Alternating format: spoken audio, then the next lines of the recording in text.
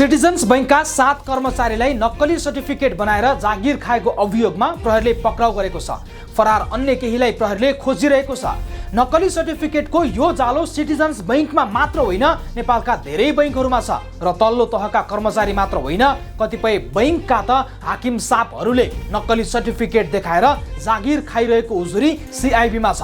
यसो त बैंकका कर्मचारी र हाकिम मात्र होइन, बैंकमा सञ्चालक रहेका केहीको सर्टिफिकेट समेत आयातित छ वा नक्कली छ भन्ने सूचना प्रहरीसँग छ।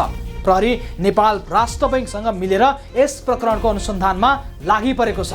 बैंकमा कर्मचारीको बदमासी जति बढेको छ, त्यहाँभन्दा बढी हाकिमको बदमासीमा साना कर्मचारी फस्ने क्रम बढेको छ।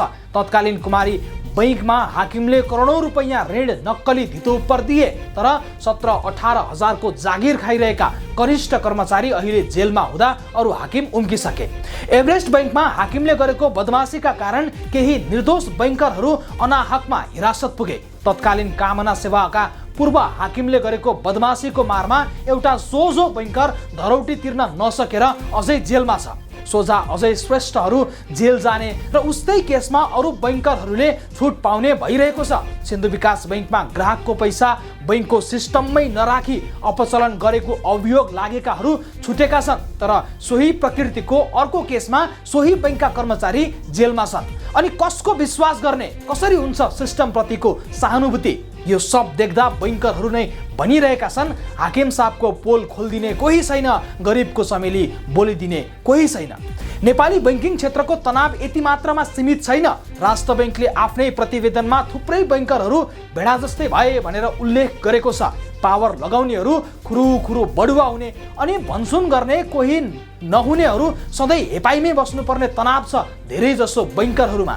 हाकिमले गरेको बदमासीको सजाय भोग्नुपर्ने तनाव त छ नै, टार्गेटका नाममा गरिएको मनपरी र कर्मचारीलाई गरिएको रैतीको व्यवहारका कारण धेरै बैंकरहरू बैंकिङ सिस्टमलाई मात्र होइन, पुरै देशलाई सराप्दै विदेश हानिएका छन्। बैंकको लकरमा सुन सुरक्षित छैन, तर अपराधीले गोली राख्छ।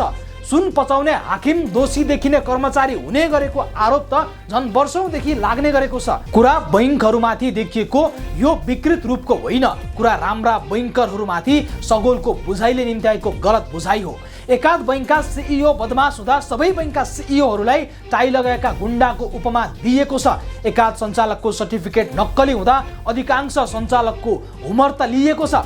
एकाध कर्मचारी बदमास हुँदा बैंकमा राम्रो काम गर्नेहरूको पनि धज्जी उडाउने गरिएको छ। अनि एकाध बैंकमा भनसुनका भरमा काम हुँदा समग्र बैंकिङ क्षेत्र नै बदनाम बनिरहेको छ।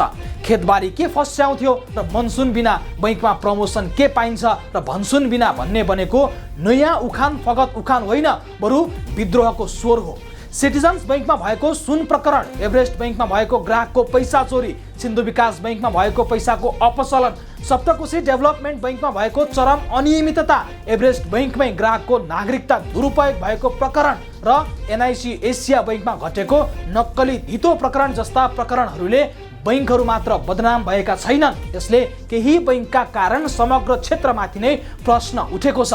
अनि यस्तो स्थितिका बीच एउटा बैंकर किन जीवनभर बैंकर बनेर रहोस्? किन नखोजोस् एउटा बैंकरले विदेशतिरको करियर? किन नरोजोस् एउटा बैंकरले त्रिभुवन विश्वविद्यालय छोडेर त्रिभुवन अन्तर्राष्ट्रिय विमानस्थलको बाटो? बेला बेला बैंकहरूलाई कारबाही गर्ने तर आफ्नै कर्मचारी भेडा हुन् भनेर उम्किने राष्ट्र बैंकले बैंकिङ क्षेत्रमा देखिएको यो अविश्वासको पहिरो कहिले हटाउनु छ? के अब पनि गम्भीर भएर सोच्ने बेला भएन र?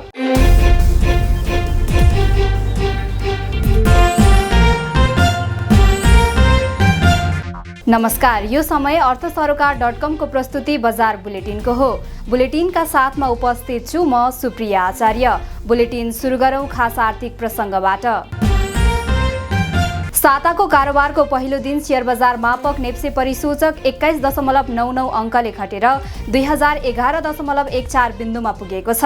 नेप्सेमा कुल 269 कम्पनीको 44,59,459 किता शेयर खरिद बिक्री हुँदा 1 अर्ब 44 करोड माथिको शेयर कारोबार भएको छ। आइतबार सबैभन्दा धेरै कारोबार आइएमए लाइफ इन्स्योरेन्स कम्पनी लिमिटेडको भएको छ। अब 1 करोड भन्दा माथिको कारोबारमा मासिक रूपमा भ्याट विवरण बुझाउनु पर्ने भएको छ। मूल्य अभिवृद्धि कर दाखिला गर्ने सम्बन्धी व्यवस्था परिवर्तन भएसँगै अब वार्षिक 1 करोड भन्दा बढी कारोबार गर्ने कम्पनीले मासिक र 1 करोड भन्दा कम कारोबार गर्ने कम्पनीले चौमासिक रूपमा भ्याट विवरण दाखिला गर्नुपर्नेछ। प्याजको भाव दोब्बरले बढ्ने भएको छ। भारतबाट निर्यात हुने प्याजमा भारत सरकारले 40% कर लगाएसँगै अब नेपाली बजारमा प्याजको मूल्य दोब्बरले बढ्ने भएको हो। सुनसरीमा नेपाली नक्कली नोट सहित एकजना पक्राउ परेका छन्। सुनसरीमा खाजा खाएर बिल तिर्ने बेलामा नक्कली नोट तिरेपछि 37 वर्षीय रोशन चौधरीलाई प्रहरीले पक्राउ गरेको हो। चौधरीको साथबाट 500 रुपैयाँ दरका 35 वटा नेपाली नक्कली नोट बरामद गरिएको छ। नीति विपरीत ब्याज बढाएको भन्दै अर्थमन्त्रीले 3 बैंकका सिइओहरूलाई थर्काएका छन्। ब्याज दर घटाउने सरकारी नीतिलाई सरकारी बैंकले नै असहयोग गरेको भन्दै अर्थमन्त्रीले कृषि विकास बैंक, नेपाल बैंक र राष्ट्रिय वाणिज्य बैंकका सिइओहरूलाई अर्थ मन्त्रालयमै बोलाएर थर्काएका हुन्।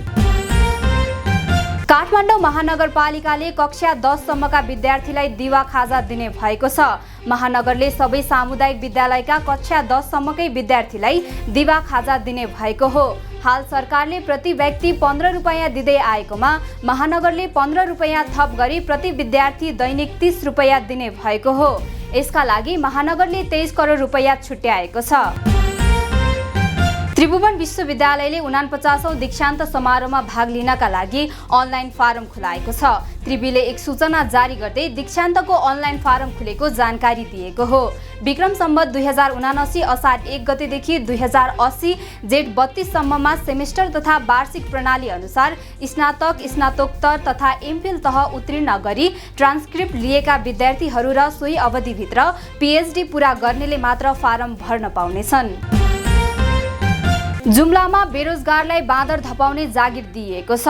जुम्लाको सिङ्जा नगरपालिका 6 भाडगाउँमा बेरोजगारलाई बाँदर धपाउने चौकीदारको जागिर दिइएको हो। उक्त चौकीदारले मासिक 16,500 रुपैयाँ पारिश्रमिक पाउँछन्। चौकीदारको पारिश्रमिकका लागि 165 घरधुरीले मासिक 100 रुपैयाँ उठाउने गरेका छन्। हवस् त आजका लागि बजार बुलेटिन यति नै। हाम्रो अर्को बुलेटिन हेर्न नभुल्नुहोला। खास आर्थिक समाचारका लागि अर्थसरोकार.com पढ्दै, हेर्दै र सुन्दै रहनुहोला। नमस्ते।